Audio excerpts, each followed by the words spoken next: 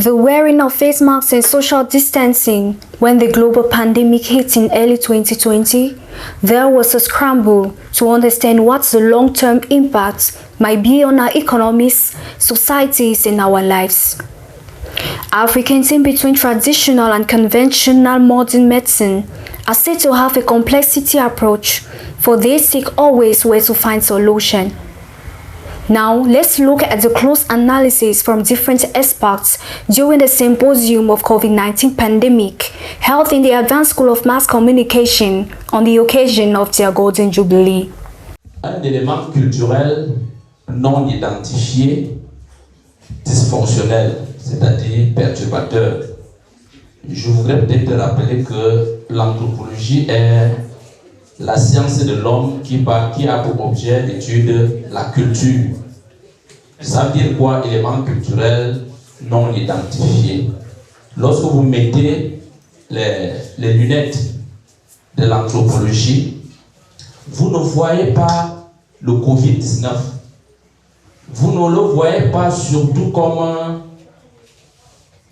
maladie, parce qu'on l'a présenté comme maladie, et pour un certain nombre de raisons. En anthropologie, ça c'est la première raison, en anthropologie, la maladie, le mot maladie porte son nom. Maladie veut dire mal a dit. Le mal a dit. C'est-à-dire c'est un mal qui parle. La maladie est un discours. La maladie est un élément de communication. Et lorsqu'on scrute le Covid, il est muet. Et en tant que tel, il ne pouvait pas être considéré comme une maladie. Ça, c'est la première raison. La deuxième raison, c'est que, comme tous les autres éléments de la culture, la maladie, quand elle est considérée comme telle, est relative. Ça veut dire qu'elle change d'un lieu à un autre, d'une époque à une autre. Et cette relativité de la maladie est connue par des termes anglo-saxons. Disease, illness, sickness.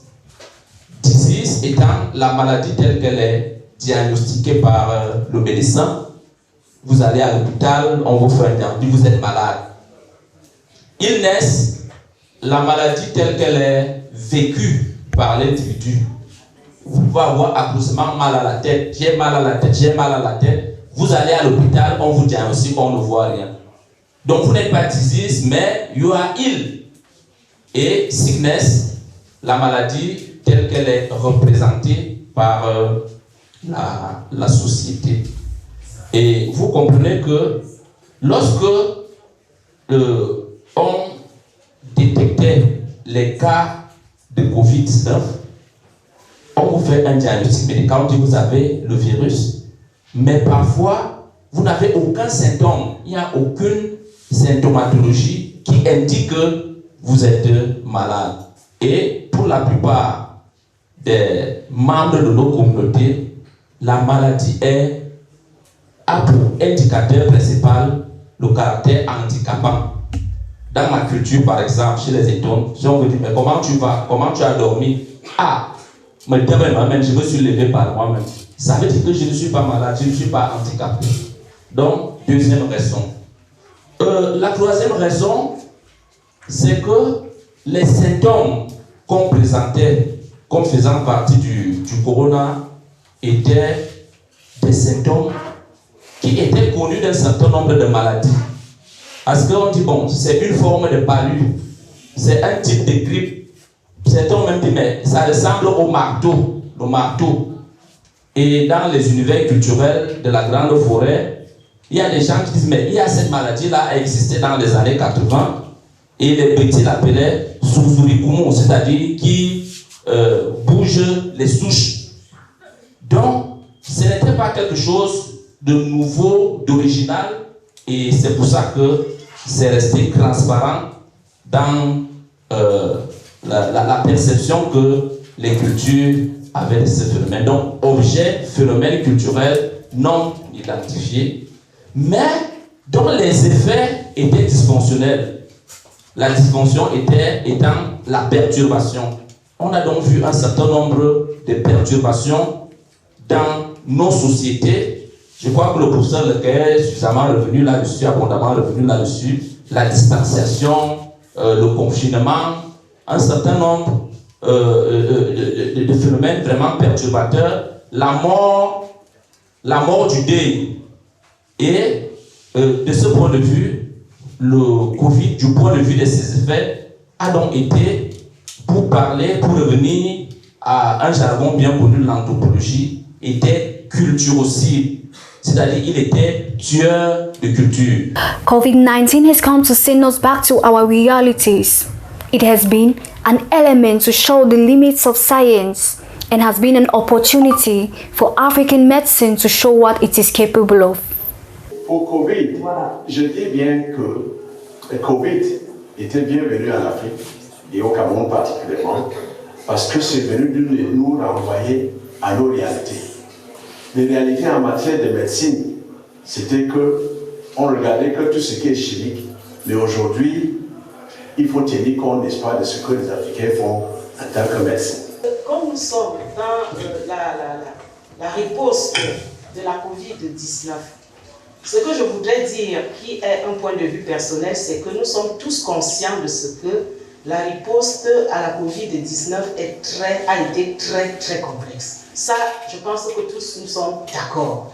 Complexe, pourquoi? Parce que même du côté des scientifiques, je pense que la COVID-19 a été d'ailleurs un élément, n'est-ce pas, pour montrer également les limites de la science. Ne nous le cachons pas. La COVID-19 a été également une opportunité pour, n'est-ce pas, la médecine africaine de montrer de quoi elle est capable. Je ne prends aucune position, mais je dis, nous sommes là en train d'assister à deux approches, deux confrontations qui ont toujours été. Alors, concernant la riposte de la COVID, contre la COVID-19, chers étudiants, qu'on le veuille ou pas, les Africains ont touché partout. Tous, nous sommes allés et à l'hôpital et, n'est-ce pas, voir les tradipraticiens. Tous, nous le faisons, quelles que soient les pathologies. Même si, du point de vue scientifique, il y a des doutes, il y a des appréhensions, il y a des confrontations, mais on est tous d'accord que tous nous avons consulté et la médecine scientifique et la médecine africaine pour quelques pathologies. À moins, même si ce n'est pas à 100%, mais les Africains s'inscrivent dans cette complexité. Ça fait donc que de plus en plus, on a observé les Africains s'inscrivent dans cette approche, madame. Je n'ai peut-être pas des statistiques, mais les Africains s'inscrivent dans cette approche de complexité. Face à une situation de pathologie, l'Africain cherche toujours où est la solution. Il y en a qui, la première intention, c'est d'aller voir le scientifique, d'accord, pour comprendre, mais à un moment, il fait recours, n'est-ce pas, à d'autres approches pour comprendre, n'est-ce pas, l'origine et comment est-ce qu'on peut traiter sa pathologie. Donc pour moi, la riposte à la COVID-19, jusqu'aujourd'hui, demeure une complexité. On the other hand, COVID-19 as well has taught us humility, and this leads us to always consider the holistic perspective and renounce to the philosophy of revenge, which is pride. Nous sommes face à une situation qui appelle l'humilité. Je vais dire ça d'une autre façon. Chacun de nos patients qui a été guéri, une majorité avait pris à la fois des médicaments de la pharmacopée patrimoniale et des médicaments de la pharmacopée d'importation. Chacun de nos patients décédés aussi. C'est-à-dire que ceux qui prétendent que tous leurs malades sont guéris, je les mets au défi. Nous avons les dossiers. Chacun des malades décédés avait pris plusieurs approches. C'est donc, et ça, j'ai plus de 30 ans de médecine derrière moi maintenant, pour dire la maladie, ça appelle d'abord à l'humilité. Il peut aussi y avoir une certaine confusion entre la science et la connaissance. Parfois, on peut être tenté de penser que connaissance et science sont synonymes.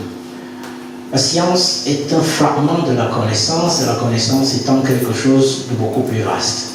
C'est pour ça que Edgar Morin, lorsqu'il pointe l'idée de la complexité, fait justice à l'idée que la science ayant trop séquencé, trop compartimenté le réel, a fini par créer des effets de confrontation et de lutte, là où sur le terrain les choses apparaissent plus complexes.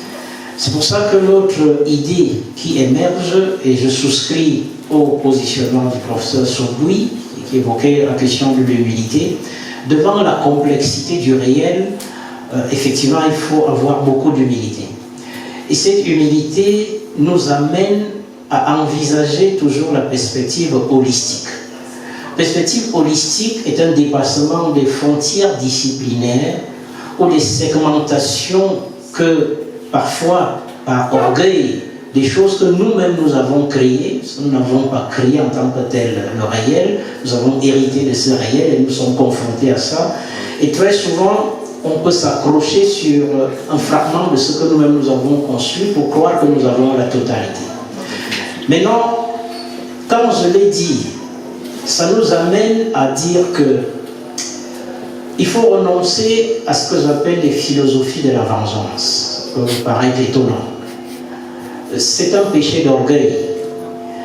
C'est pas parce que les autres, il y a un micro qui gêne, c'est pas parce que les autres se sont déclarés supérieurs aux autres que nous allons souscrire nous aussi à ce discours. Je vais parler en disant que effectivement il n'y a pas de contestation là-dessus.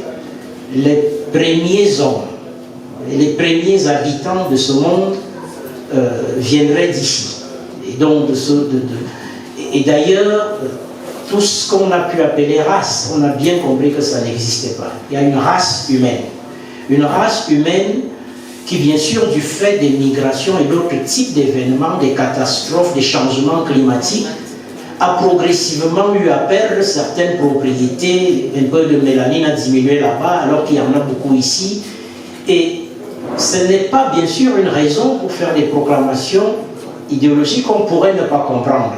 Parce que dès lors que vous affirmez la supériorité d'un être sur l'autre, ça peut conduire à d'autres. On peut le faire dans le monde des animaux. C'est-à-dire que lorsque l'éléphant marche, si vous dites à l'éléphant qu'il est supérieur au rat, ça n'a aucune conséquence. Mais dès que vous introduisez ce motif dans les manières de percevoir les humains, vous êtes en train d'allumer un feu qui peut déboucher sur des grands massacres dans le monde. C'est ce que je voulais juste souligner. The most important thing in the pandemic was not the pandemic itself, but its effects and the project that was hidden behind it. A project that has killed society and its culture, and that inaugurates a new world and a new conception of man with an artificial culture. Nous retenons que l'anthropologie considère le Covid-19 comme un élément culturel non identifié, mais dont les conséquences sont importantes. Et nous pensons même que le professeur de Kala dit dans son propos de tout à l'heure qu'en réalité, la chose la plus importante dans cette pandémie-là n'était pas la pandémie elle-même, mais ses effets, ou bien le projet qui était caché derrière. Quel était ce projet? C'était un projet sociocide, c'est-à-dire qui a tué la société. Et anthropologue que je suis, nous savons que la société est la première condition, sinon la condition nécessaire pour qu'il y ait culture. Alors quand on tue la société, on tue également la culture. Et vous verrez donc que le projet de Covid-19 inaugure un nouveau monde, une nouvelle anthropologie, une nouvelle conception de l'homme. Nous aurons donc des sociétés sans les hommes et nous aurons une culture artificielle. Vous verrez que depuis le Covid, il y a télé-enseignement, télé-évaluation, téléconférence, télé. Donc il y a ça. Et il y a également l'intelligence artificielle qui est en train de prendre de l'envergure. Il y a des procréations aujourd'hui sans humains, et il y a surtout une sexualité sans l'aube, une sexualité de plaisir. Peu importe avec quoi vous faites plaisir, ça peut être un objet, ça peut être un animal, ça peut être... Donc c'est ça qui émerge. Voilà le nouveau monde qui émerge après le Covid, le nouveau, la nouvelle culture, la nouvelle humanité, sans l'humain.